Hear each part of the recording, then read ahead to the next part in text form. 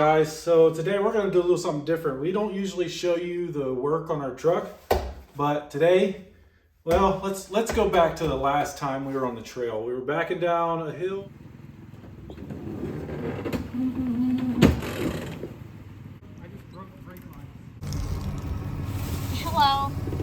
The backing plate to the brake drums, it just spun. It just sheared off, and it twisted the brake line, ripped the brake line out, ripped the parking brake cable out, and so we decided to go through with something we've been wanting to do for a long time, is a disc brake swap. So we're going to do a disc brake swap on the old Ranger here. So first things up, you want to grab a set of brackets. So you want to get some of these brackets. They look like this, from a 94 to 04 V6 or GT Mustang.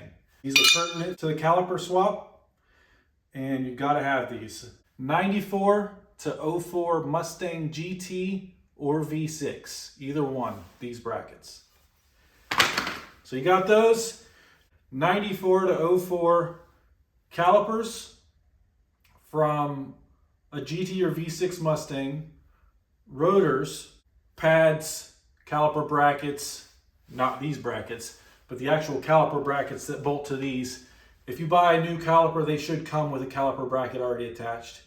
This is our first time doing this, so I mean, we're going to try the best we can to show you guys how to do this. It's pretty simple. It's a lot of bolts. There's only one part of cutting.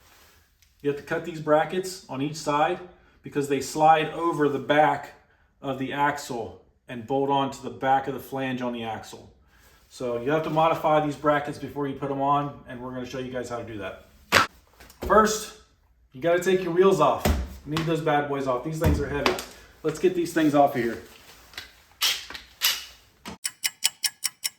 This Ranger has an 8.8 on it. They have the 10-inch drum brakes. So in order to do your disc swap, you have to take everything from the drum brakes, from the drum, the shoes, all the springs, and the backing plate. You have to take them completely off. So after you get the drum off, some people may have on hand some special drum brake tool, like spring tools. Some people don't. You can use a screwdriver, pliers, whatever you got, but we got the special tools, so we're going to use these. We'll start by taking off the springs. It's been a while since I've done drum brakes, so I think you put this in here just like this. Pull that off. Bam. Spring. Put it in there. Twist it around under that spring. There's that spring. Does that come out of there? Got some stuff there. We're not going to reuse any of this stuff, so all of it has to come off. Let's see here. Probably that out of there. And we got this tool. I think this is for these springs that holds the shoes on. Press this down, and you got to turn this pin to a certain slot, and it should slide out of this retainer. That slot there's a pin that goes in from behind, and you twist it 90 degrees, and it should stay. So to get it off, you twist it 90 degrees, and it should have a little flat thing that goes right through that slot.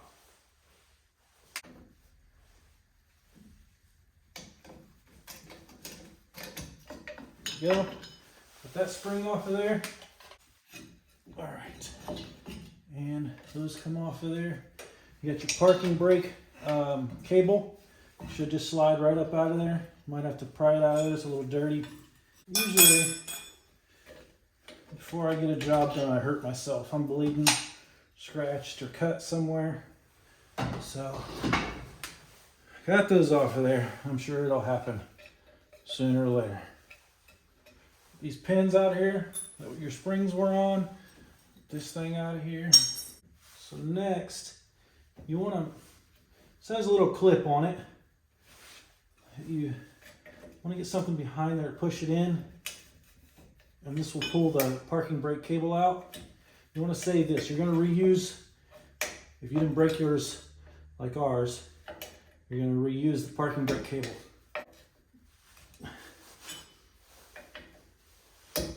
There we go.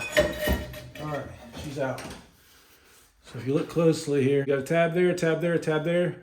You just got to push these in and it should slide right through the hole. We'll set this up here because we're going to reuse that. We're going to have to replace the passenger side one because when this backing plate somehow just twisted. It's got 4 bolts that hold it on. It just twisted. When we were backing down the hill, it twisted. And it took the brake line, twisted it around the axle, took the parking brake cable, it twisted it around the axle and just ripped everything off. So we had to do a trail fix. We took a little bit of water bottle cap, cut a circle and put it in the distribution block and put the line back in there so it would stop the fluid from leaking out. Drove it home. We didn't know that the backing plate had twisted at that point, and we got about 40 minutes into our drive and heard something break loose back there and just start raising hell. So I went back there and looked, and sure enough, this thing's just spinning around as we're driving. There's 4 bolts that hold this on, and you can see them right there.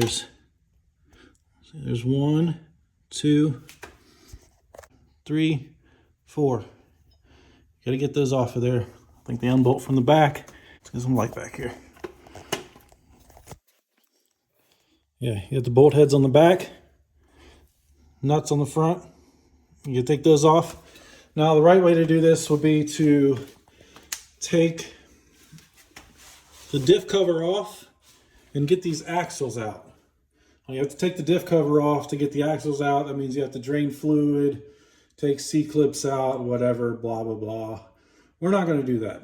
We've got Sawzall, we've got cutting wheel. We're just going to cut this off here because we won't need it anymore. Before we go taking this backing plate off, we need to take your brake drum wheel cylinder off of here. It's got to come away from the backing plate. The line has to come out of the back of it. You're going to have some fluid that leaks, so get you something to catch the fluid. And we're going to hook these 2 back up so it doesn't leak too much. We don't want to lose too much fluid. You want to get yourself a line wrench. It looks a little different than a regular open-end wrench. Goes a little bit around. It helps keep from rounding that bolt off. They're usually in there pretty tight. They're usually rusted or, I got a bunch of dirt on them if it's like this, an off-road vehicle. So clean them off, get you a line wrench and put it on there, and that will make things a little bit easier. We brought you around back here so you can see a little better what we're doing. You're taking this line off. So this is, I believe, a standard size, 3/8 of an inch. That one the wrong way. Okay, get that on there. It doesn't go on there very well because it's a little deep in there, but righty-tighty, lefty-loosey. So we're gonna go up with it. And these cylinders have been replaced in the last few years. So they're not too dirty, they're not too rusty, and they're a little easier to get off for us. But you want to get your PV blaster out and stuff. Those of you that have never touched these before, they can get you to pull your hair out, replace brake lines, fittings, things like that. So be prepared. When you get your line all the way unbolted here, you want to pull it out of there. You might bend it a little bit, bend it back a little bit. You don't want to bend it too far. We're going to put the wheel cylinder back on so we don't leak too much fluid out of there. So your wheel cylinder, let's see here, a 13, is that a 13? It's probably standard size, but 13 will work. Bust that off of there. Like I said before, we've had these off here before in the recent years, so they're a little easier for us to get off. Always have that PV blaster on hand. Maybe soak them a couple days before, it really helps. So we'll get these wheel cylinders off of here.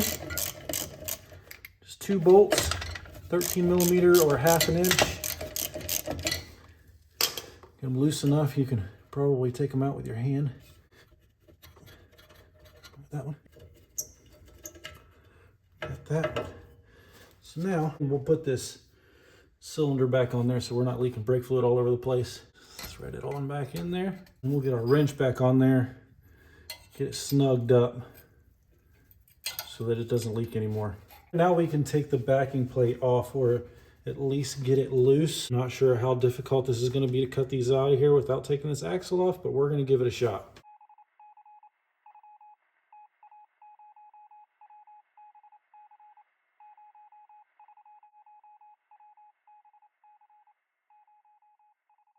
Instinctively, I've been working on cars for a little while now, and my instincts are telling me before we take this fourth bolt out, we want to get our cuts started as much as we can, just so you have that stability. I think what we're going to do here is cut as much of this as close back here as we can, and then once we get back to the axle here, we'll cut this and just slide it over the axle.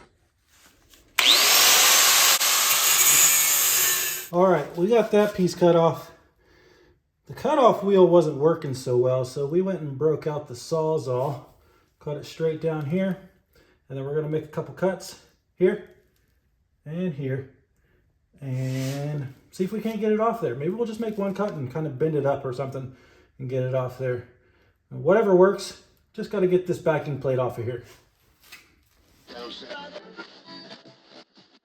This was a little more involved than I thought it was, so I'm going to do some cutting, some bending, some reinsertion of bolts, bending, cutting. It was a pain in the butt, but I think we're at the last leg here, and we're going to take this, try to cut down as far as we can, and then bend that last piece off of there and take this thing off.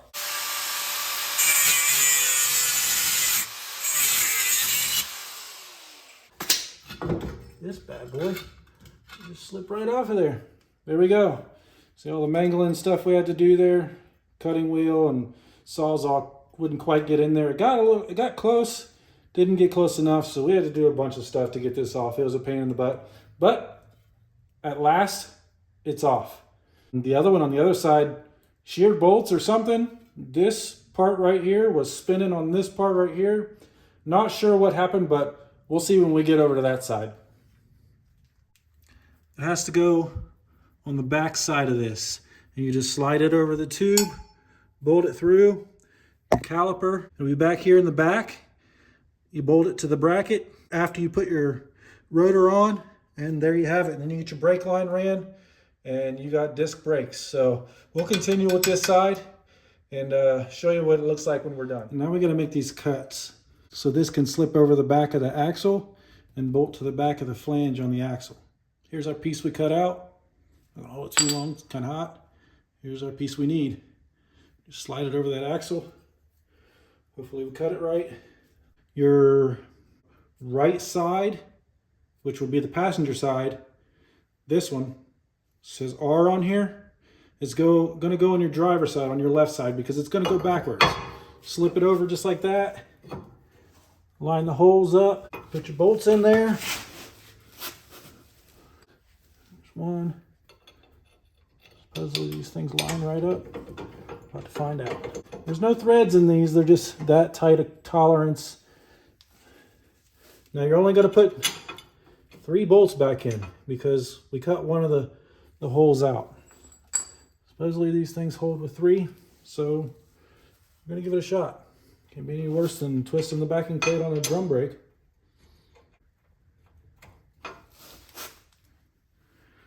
So typically in my experience, when you're putting things on with multiple bolts and nuts, you want to just snug your bolts down.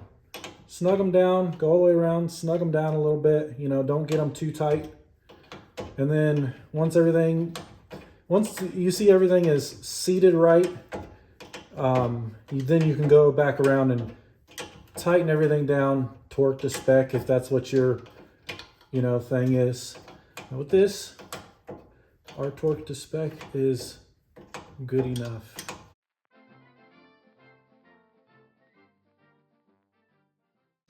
All right, there you have it. Got the bracket on, all bolted down tight, missing one down here, but that's okay. That's how it's meant to be. I mean, mod wise, that's how it's meant to be. You got 3 bolts holding it on, and then we'll take the rotor, put it on, put your caliper bracket here, put your caliper on the caliper bracket, obviously your brake pads and stuff, And then we'll have to figure out something, how to mount the line up to the caliper. And then put your wheel back on. You got disc brakes. When we get everything on here, we'll give you a look at what it looks like. We had to run to the hardware store. We had to get the bolts that mount to the brackets from the axle to the caliper bracket. So these were M12 1.75 pitch, grade 10.9, 35 millimeters long. And you see they stick out just a little bit there, but far from the rotor. And that's it. You gotta run your parking brake and your brake lines. Put my brake pads in, but that's it. We have a disc brake swap. No more drum brakes. I just wanted to give you a peek of what went wrong over here. It's not supposed to do this or go in circles like that. Definitely something wrong. So when I get it apart, I'll show you guys what happened. Here we are. Not sure how that happened, but it literally just ripped every single hole that was mounted on. The bolts are still in there. Yeah. Next step, cut that off. We have just finished up. We just self-tapped them into the block, into the lift block here. Ran our hard lines, copper nickel hard lines, up to our junction block, back down, hard line across the other side. And we got two of the same side. These are passenger hoses from a 1998 Ford Explorer. Same side. So we used passenger side on both the passenger and the driver side. But we got it all bled. Everything's working right. No leaks currently. And we're ready to go. Get us back out on the trail and have a good time. I hope you guys enjoyed this video. It was our first one, doing kind of a do-it-yourself type of video. If this goes well, maybe we'll do more in the future. I hope this helped you guys out there trying to figure out how to do the disc brake swap on the rear of your Rangers. Hope this helps you out a little bit, gives you a little more information. We didn't do the parking brake yet. Maybe that'll be in a future video, but thanks guys for watching.